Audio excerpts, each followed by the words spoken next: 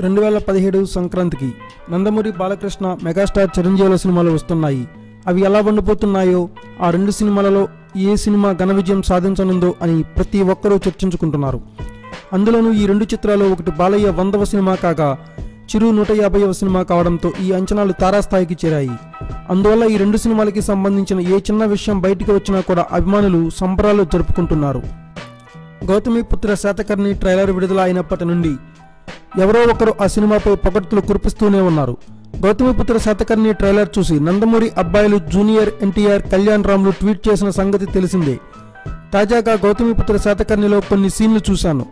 ఆ సీన్లు చూశాక నా నోటి వెంట మాట రాలేదు. ఆ సీన్లు చూడడం నా అదృష్టంగా భావిస్తున్నాను. ఫుల్ సినిమాని బిగ్ స్క్రీన్పై చూడడానికి ఎంతగానో ఎదురు చూస్తున్నాను. ఈ సినిమా బంపర్ హిట్ అవ్వడం ఖాయమని చెప్తున్నారు నారా వారి వారసుడు, బాలయ్యకి వరుసకు అల్లుడయ్యే Nara Rohit.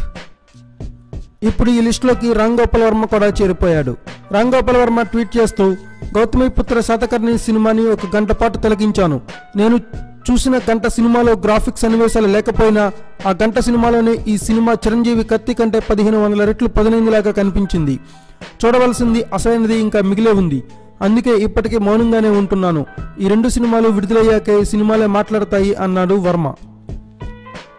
Thanks for watching. Please subscribe our channel.